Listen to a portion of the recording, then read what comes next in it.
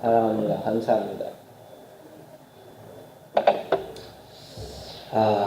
갈급한 영혼. 여러분들 목마르시죠?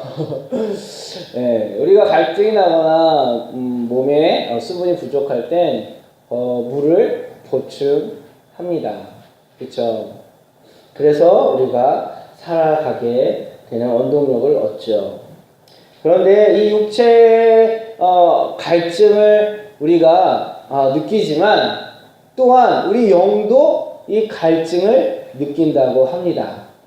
여러분 영혼의 갈증을 느껴보신 적 있으신가요? 영혼의 갈증을 느끼시고 계신가요? 아마 다들 영혼의 갈증을 느끼면서 살아오셨어요. 그런데 그게 영혼의 갈증인지 몰랐을 뿐이죠. 오늘 근데 말씀을 통해 그것이 영혼의 갈증이었구나 깨닫게 되는 은혜가 있기를 축복합니다.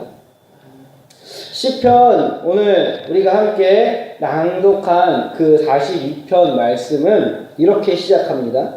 하나님이여 사슴이 시냇물을 찾기에 갈급함같이 내 영혼이 주를 찾기에 갈급하나이다.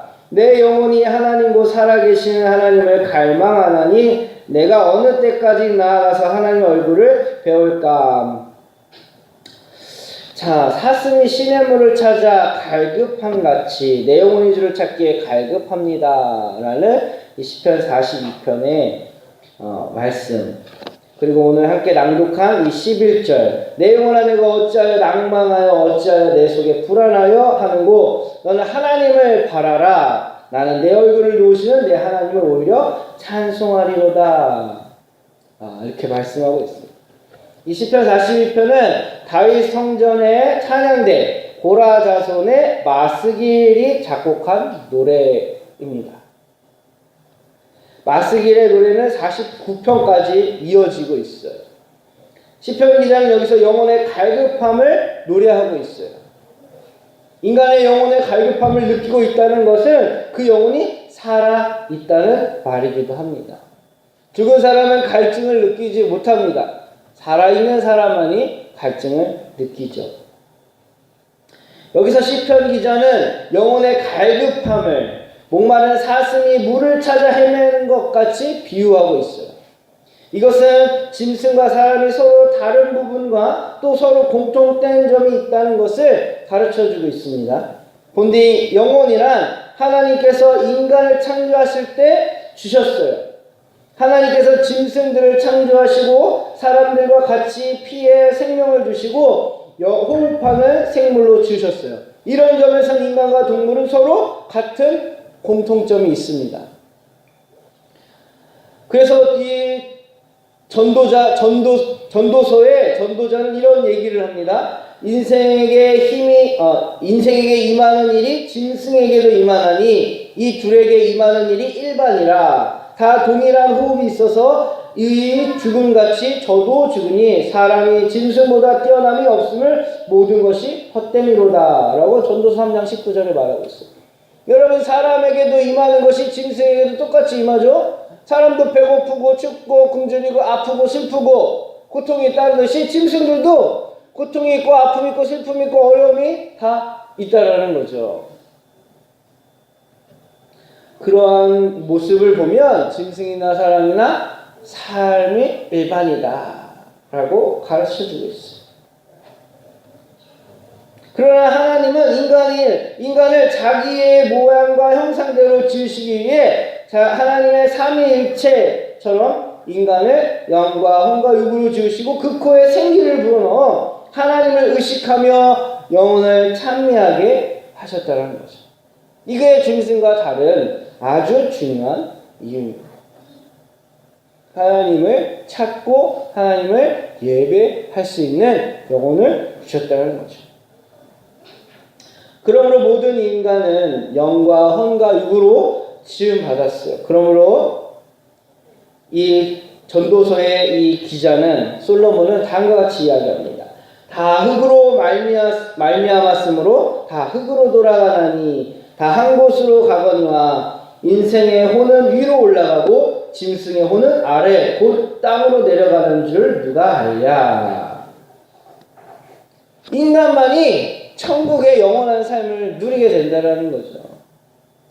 짐승은 그저 이 땅에 존재하다 흙으로 사라지고 없어질 뿐이라는 겁니다. 그래서 우리가 이 땅에서 인간은 인간답게 살아야 할 중요한 목적이 있는 거예요. 짐승들이야 그냥 어떻게 살다 인생의 목적 없이 그냥 살다 죽으면 없어지면 끝날 존재들이지만 인간은 그렇지 않다라는 거예요. 인간은 이 땅에서 살다가 영원히 천국으로 올라가 영원한 존재로 살게 된다라는 거죠. 그럼 오늘 시편 기자와 같이 그 영혼의 목마른 사슴처럼 주를 찾는 것은 모든 사람에게 속한 것이 아니라는 거예요. 이것은 하나님의 자녀가 되어 그 영혼의 죽음에서 회복된 사람만이 느낄 수 있는 영적인 축복이라는 거예요. 사실 세상 사람들은 모두 영혼의 갈급함을 갖고 있지만 진짜로 하나님을 향한 갈급함을 모르고 헛된 것들을 쫓아 살아가고 있어요. 그런데 진정한 영혼의 갈급함을 통하여 하나님을 찾는 사람만이 누릴 수 있는 축복이 영혼의 갈급이라는 겁니다. 세상 사람들 신앙생활하고 있지 않지만 그들도 영혼의 갈증은 느끼죠. 그들이 하나님을 찾지 못하는 것은 처음부터 그들의 영혼이 죽어있기 때문이라는 거예요. 죽어있는 영혼들. 살아도 살아있지 않은 삶. 여러분 우리가 가끔 그런 얘기를 합니다. 우리가 숨을 쉬고 살아가고 있지만 어느 큰 상심한 일이 있거나 아픈 일이 있거나 큰 문제 앞에 있을 때 아이고 내가 살아도 사는 게 아니야 이런 얘기를 할 때가 있어요. 이것은 우리의 영혼이 아주 큰 무거운 짐을 눌려서 숨 쉴 수 없는 상태에 세상 사람들이 지금 그러한 상황에 살아가고 있다는 거죠. 그 안에서 하나님께서 주신 영혼이 있으되 그 영혼은 죽은 바 되어도 하나님을 알지도 찾지도 못하고 그의 주인이 된 세상 신 자신의 소욕과 욕망을 달성하는 우상을 세워가고 있습니다. 이게 세상 사람들의 영혼의 갈증을 해결하는 방법이죠. 그러나 우리가 하나님의 은혜로 주 하나님을 믿을 때 바로 이 세상의 신에 대해서는 우리가 이 죽음을 선포하고 세상의 신에서 조롱받던 우리의 영혼이 회복되어 창조자이시고 만군의 왕이신 여호와 하나님께 우리의 주인 되심을 알고 그 주님을 찬양하고 예배하는 존재로 회복되어지는 것입니다. 이게 세상 사람들의 영혼과 우리 믿는 사람들의 영혼의 다른 삶의 모습이라는 거죠. 여러분 이 영혼의 갈증은 우리 믿는 사람들은 죽을 때까지 느껴야 할 우리의 살아있음의 증거입니다. 여러분 한번 물 먹었다고 해서 갈증이 영원토록 해결되던가요? 저는 설교 시간에 계속 물을 먹어도 계속 갈증이 납니다. 여러분 하나님을 향하여 우리가 이 갈증이라는 것은 갈급함이라는 것은 우리가 하나님을 직접 천국에서 뵐 때까지 계속 느껴야 할 살아있는 심장 소리와 같은 거예요. 그러면 이 영혼의 갈급함은 어떻게 우리가 나타나느냐? 여러분 이 사막을 여행하는 여행자들이 꼭 데리고 다니는 동물이 있다고 합니다. 먼 사막의 먼 길을 통과해야 할 때, 여러분 사막에서 사람들이 많이 죽습니다. 옛날에는 지금이야 뭐 교통편도 있고 뭐 다 표지가 돼 있지만 아주 옛날 이 고대에는 사막에 들어가면 그냥 죽는 거였어요. 일단 길을 알 수 없고 사막에는 마시물도 없고 쉴 공간도 없습니다. 그러니까 사막에 들어가면 죽는 거예요. 그런데 어쨌든 이 사막을 건너서 저 먼 나라에 뭔가 물건을 팔거나 누굴 만나러 가기 위해서는 사막을 지나가야 되면 사람들이 꼭 데리고 가는 동물이 있었다고 해요. 바로 사슴이라는 동물이에요. 사슴. 이 여행자가 사막을 한참 지나다가 물이 떨어질 때 물을 먹어야 할 때 여러분 어떻게 해야 될까요? 이제 물이 없으면 곧 죽잖아요. 그럴 때 이 사슴을 계속 굶긴답니다. 물을 주지 않는다고 합니다. 그럼 이 사슴이 엄청난 갈증을 느끼겠죠. 사슴은 본능적으로 이 갈증을 해결하고 싶은 그 충동을, 그러니까 욕구를 극도로 만들어 놓은 상태에서 이 여행자는 이 사슴을 풀어준다고 합니다. 그러면 이 사슴은요, 본능적으로 물이 있는 곳을 향해 찾아간다는 그런 감각이 있다고 합니다. 이 사슴에게. 놀랍게도 그 사막에 물이 있는 곳을 찾는 거예요. 정말 근데 이 사슴이 그렇게 정말 죽을 힘을 다해 물이 있는 곳을 찾아 달려가서 그 물을 마시면서 죽는다고 합니다. 그러면 이 여행자는 그 사슴을 쫓아가서 그 물이 있는 곳에서 그 물을 마시고 마지막까지 그 여행을 마친다고 합니다.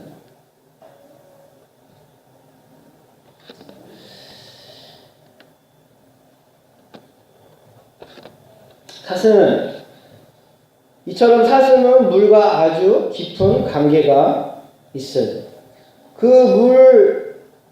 그렇게 물이 없으면 살 수 없는 그런 존재인 거죠. 인간이나 동물이나. 인간이나 짐승이나 이 몸은, 이 육체는 3분의 2 이상이 물로 되어 있다고 합니다.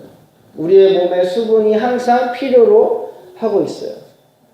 그 물이 피와 함께 섞여서 우리의 몸 여기저기에 영양분을 공급해 주죠. 그것이 모자르게 되면 우리의 몸의 기능은 멈춰버리게 됩니다. 또 갈증을 느끼게 되는 거죠. 그러므로 물은 산소와 같이 온몸을 유지시켜주는 아주 중요한 요소입니다. 우리의 몸은 영과 혼과 마음으로 지어졌지만 서로 끊어내지 못할 만큼 아주 긴밀하게 연결되어 있어요. 몸에 수분이 부족하면 우리의 이성이 갈급함을 느끼게 되고 계속 장시간 물을 보충해주지 않으면 우리 생명은 영혼을 떠나, 육신을 떠나 원래 있던 곳으로 돌아가게 됩니다. 그러면 어느 때 우리의 영혼의 목마른 이 사슴처럼 하나님을 찾게 될 거예요. 여러분들 삶 가운데 매 순간 하나님을 찾는 것이 아니라 하나님을 갈급하게 찾는 때가 있다는 거죠. 오늘 본문 요한복음 4장 우리가 읽은 이 말씀에 갈급한 영혼 사마리아 여인을 만나게 됩니다. 그래서 사실 목도 마르고 고달픈 인생을 살아온 그런 인생이었어요. 그의 마음은 상할 대로 상해 있었어요. 그는 영원히 목마름에서 벗어나려고 싶었는데 그 대상이 어디서 오는지 갈망하고 있었습니다. 그는 새로운 남자를 만나면서 나름대로 자기의 남편이 자신의 갈급함을, 목마름을 해결해 줄 거라 생각했어요. 그래서 여러 남자를 계속 만났습니다. 첫 번째 결혼했다 헤어지고, 두 번째 결혼했다 헤어지고, 무려 5번이나 남자를 바꿨어요. 그런데 여전히 자신의 그 갈급함을 채우지 못했습니다. 그녀의 인생은 더 이상 어디론가 피할 곳이 없을 정도로 막다른 길에 도달했어요. 이때 예수님께서 그녀를 기다리고 있었어요. 예수님께서 한 동네를 지나시다 우물가에 앉으시고 제자들이 먹을 것을 구하러 간 사이에 이 여인을 만나 주신 거예요. 예수님은 모든 것을 알고 있었어요. 이 여인이 어떻게 살아왔는지. 왜냐하면 예수님은 하나님이셨거든요. 그 여인이 그 시간에 거기 올 것이라는 것도 알고 계셨어요. 주께서는 그녀에게 물을 달라 하시고 내가 하나님의 선물과 또 내게 물을 달라는 이가 누구인 줄 알았다면 내가 그에게 구하였을 것이요 그가 생수를 내게 주었으리라 라고 가르쳐 주십니다. 사실 사람들이 인생의 갈급함을 풀기 위해서 사슴처럼 헤매면서도 주를 찾지 않는 삶을 살고 있습니다. 그것은 그 선물과 그 선물을 주시는 분이 바로 예수님인 것을 모르기 때문인 거죠. 세상 사람들이 세상의 갈급함과 갈증과 어려움들을 해결하고자 수많은 무당도 찾아가고 절에도 가고 하지만 그것으로 만족하고 해결받을 수가 없어요. 그들이 예수님께로 오면 그 모든 것들을 마음의 갈급함, 영혼의 갈증을 해결할 수 있다는 걸 알면 예수님께로 찾아온다는 거죠. 여인처럼 자신의 방법으로 갈증을 해결하기 위해 세상적인 방법을 동원했지만 결국 더 깊은 영혼의 갈증을 느끼게 된다는 거예요. 여인은 영혼이 목마르지 않을 것이라는 주님의 말씀에 더 갈급한 마음으로 예수님께 쏘아붙였습니다. 이 여인이 생각하기에 더 이상 자신이 물길로 오지 않아도 될 만큼 돈 많은 남자를 소개받을 것이라 생각할 수도 있었겠죠. 지금껏 이런 생각이 이 여인의 삶의 태도였어요. 그러나 예수님은 근본적인 영혼의 갈급함이 해결되지 않으면 여인은 계속 우물을 찾을 것을 아셨어요. 왜냐하면 인간의 육체의 소욕은 한이 없기 때문이라는 거죠. 여러분, 욕심에 끝이 있다고 생각하시나요? 욕심에는 끝이 없습니다. 그래서 예수님은 근본적인 영적인 문제를 직면케 하셨어요. 내 남편을 데리고 오라. 너무 생뚱맞은 질문이었죠. 여인은 뭔가 현실적인 도움을 줄 거라 생각했는데 뜬금없이 남편 이야기를 꺼내니까 이 여인의 마음속에 뭔가 새로운 갈급함이 생겼어요. 그동안 세상을 향한 갈급함이었다면 이제 영혼의 갈급함이었어요. 예수님께서 남편의 이야기를 꺼내니까 자신의 모든 걸 알고 계신 거를 깨닫고서는 이분만이 내 진정한 삶의 목마름을 해결할 수 있는 분이구나. 그걸 깨달았습니다. 자신의 근본적인 문제를 보게 하신 예수님을 알아보게 되었습니다. 그리고는 자신의 삶의 문제인 영혼의 갈급함이 해결되어야 되겠다는 것을 깨닫고 예수님께 다른 것을 구합니다. 목마르지 않게 할 돈 많은 남자가 아니라 바로 내 영혼에 갈급해야 할 하나님을 어떻게 만나야 할지 이 여인은 다시 예수님께 물었어요. 예수님, 이제 예배할 곳이 어디입니까? 예배할 곳이 어디입니까? 지금 여러분의 삶에 어떤 문제로 목말라 하고 계시나요? 여인의 모습에서 보셨듯이 삶의 현실적인 문제는 내 영혼이 하나님을 갈급하지 않는 데 있는 데서 옵니다. 갈급하였지만 육체의 소욕을 해결하기 위해 세상적인 방법을 갈급하고 있었어요. 돈, 지위, 지식, 인간관계. 그러나 먼저 하나님을 향한 갈급하지 않으면 여전히 목말라하며 인생에서 괴로워하며 살아가게 돼요. 우물가의 여인은 갈급해야 할 온전한 대상을 찾지 못했어요. 오늘 본문의 시편 기자도 5절에 하나님께 소망을 두라 라고 말씀하고 있습니다. 하나님께 소망을 두라. 이것은 우리의 갈급해야 할 대상이 세상이 아니라 하나님에 있다는 것을 알려주고 있는 거예요. 우리가 하나님을 향해 갈급하게 되면 하나님께서 영원히 목마르지 아니하게 해주시겠다라고 약속하셨습니다. 그리고 갈급한 영혼은 부흥을 경험하게 됩니다. 영혼이 부흥합니다. 개인이 삶이 부흥하게 됐어요. 부흥, 리바이벌, 다시 회복되어진다는 뜻이에요. 다시 회복되어진다는 뜻이에요. 하나님을 갈급하고 하나님에 향한 영적 갈급함이 있다면 그 영혼은 반드시 부흥합니다. 그리고 교회 또한 부흥하고 나라가 부흥합니다. 여인이 물통을 버려두고 동네로 들어가 사람들을 모아옵니다. 이 여인은 예전에 사람을 마주하는 것이 두려워서 아무도 물길로 오지 않는 그 뜨거운 낮 시간에 물을 길러왔던 여인이에요.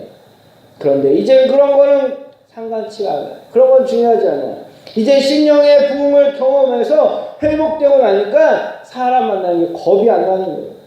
이 모습을 본 사람들도 갈급함을 채우기 위해 예수님께로 나오고 있어요. 이것이 부흥입니다. 우리 해성교회도 부흥을 꿈꾸고 있습니다. 여러분들도 부흥을 꿈꾸고 계십니다. 회복을 꿈꾸고 계세요. 부흥은 우리의 영혼이 예수 그리스도의 사랑으로 회복되어지는 것. 이렇게 회복된 영혼은 세상에 나아가 세속에서 갈급한 영혼을 교회로 불러들이기, 그 안에서 하나님의 역사를 경험하게 된다는 것입니다. 부흥의 역사가 우리의 갈급한 심령을 통해 이루어지기를 소망합니다. 찬양하고